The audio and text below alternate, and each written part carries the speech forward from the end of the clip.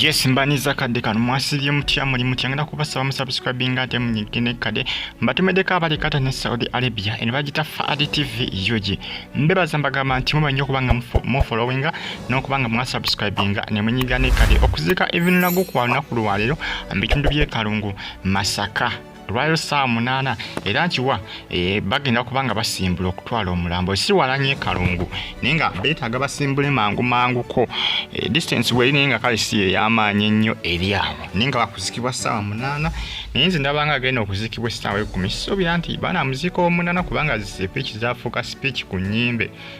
speech zafuka speech ku nyimbe kyokate ngo already ata ababogera baba yogedde dolwede ngo mulamba tigukyali yene waka kugamba subya nti bana muzika Samunana nenga bambi wakuzikibwa nakulwayo eranga Mutabani munange yayinza okubeera omusika abantu abasinga babudenga bagamba nti omwana ono yaba atwala ebintu byonna ebisinga bya Evelyn Lagu ennyumba byonna ebintu byabadde ayina ennyumba bagiwa Mutabani yabakola ki nti yaba agikola ki yaba agikwasaganya yaba abisigaza byonna kubanga Mutabani ono abeereddewo maama we abantu bangi beewunyiza omwana ono endabira gy'abadalabirira mu maama we ng'atwala mwana mulenzi bakyewunyiza nnyo munnange omwana alekera n'emisomo gye n'akola ki n'abeererawo maama we ebyaddala ebiri siriasi nga mwana mulenzi abasinga bagamba nti eri abaana abasinga nga bazadde bawe balwala bate babafaako wadde n'akamu babalekera abakozi naye omwana ono abaddewo ng'ate already waliwo kun'abakozi abalala abadde bakola ki abadde bayambako n'agamba nedda sijja kulekera maama olw'okubanga nti waliwo abakozi kansigale nga nange neegatta ku ki ku bakozi ekisinga bagamba nti omwana okukola ebintu nekisinzira mu ngeri gye wakola ki gye bamukuzaamu era abasinga bagamba nti Evelyn Lagu naye agenza okufa nga omwana we yamukuza mu mpisa ennungi si buli mwana nti ayinza okukola ekintu ekyo naddala nga mulenzi kubanga abasinga bagamba nti omwana ono engeri gy'abadalabiramu maama we abadde asinga n'abaana abawala abamu ng'atulaba mulenzi era ekintu kyeyakoze kyabuza bwennyini era abasinga bagamba nti munnange ebintu babirekereye ennyumba bagirekereye nga yagikwasaganya nga bw'asoma nga wakola ki wabeera Evelyn Lagu abadde n'emmotoka abadde n'emmotoka ebyonna byonna omwana bakole ki babimuwe abikwasaganye nga bw'agenda okusoma kubanga ne show kyayite concert yabadde genda okubeera ku papa sport wali ewa Misa Kisemakula naye agenda kubeekola ki yagenda kusigala ebeerawo era akasente akanaavaamu bagenda kawa omwana akakozese mu kukola ki mu kusoma amalize emisomo gye kubanga abadde yawumulamu okusoma olw'ensonga ya maama omwana maama waabwe abadde amwagala nnyo tekitera kusangika munnange omwana omulenzi okubeerawo maama we mu ngeri bweti abaana balenzi be baade babifaako nnyo ivuna abasinga beewuunyiza nnyo gye bali ababifaako ennyo naye tebamala gasangika okuleka abaana abawala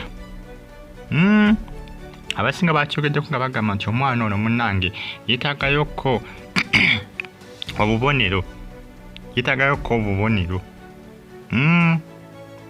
munnange ekiyakoze kintu kyamaanyi nnyo kintu kyampisa nnyo kintu tekisangikasangika bagita Fadi TV yoji ngenda kusaba osubscribing ate onyigene kade comment section weri abakabotera mu comment section era ng'onakola olumbe lwatambudde bulungi ba Edikenzo babaddeyo Asindi yabaddeyo Shiba Kalungi yabaddeyo Spice Dana bonna babaddeyo olunaku olw'eggulu akulumbe wali ebujuuko kati olwaliro atwalibwa Kalungu agenda kuzikibwa ssaawa 8 bagamba 8 ninze ndabanga 10 bwe ndabanga subira nti speech bana abalemesa abantu okukola speech zaabwe ndabanga ekizibu ekyo olw'ensonga temusubwa bagita Fadi TV yoji mfolengana ku Fadi yo News kitalo nnyo ekya Evelyn Lagu kitalo nnyo nga Mutabani ye asiimiddwa olw'enneeyisa gy'abadde yeeyisaamu eri maama we n'endabira gy'abadalabiramu maama we aziifu muwala bantu bangi bakyewunyiza ate nga sigamba nti abaddewo yekka abaddewo ko n'abakozi era singa basanga omwana omulala yandimulekedde ki abakozi naye agamba nedda kambirewo n'abakozi bano tukole ki tulabire maama n'emisomo gye n'agikola ki n'agiyimirizaamu olwa maama nga bambi kitalo nnyo ekya Evelyn Lagu kitalo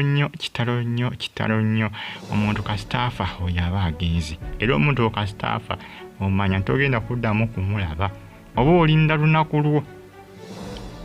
oba olinda lunaku olulwo lwoba olinda kubanga ye aba agenze nga si wakudda si wakudda musubscribing ate musigale nga munsupportinga ate musigale nga mufollowinga afa additive yuki fa additive news zonna YouTube channel zange musupporting eno bwentekayo video nedi nga ntekayo updates ziba zanjawulo musubscribing ate munyige ne kadembere bulungi nabagambye okuziika kwaliro ekalungo ku ssaawa 8 zibagambye bagambye 8 kale no munange musigale nga munfollowinga likinga ate commenting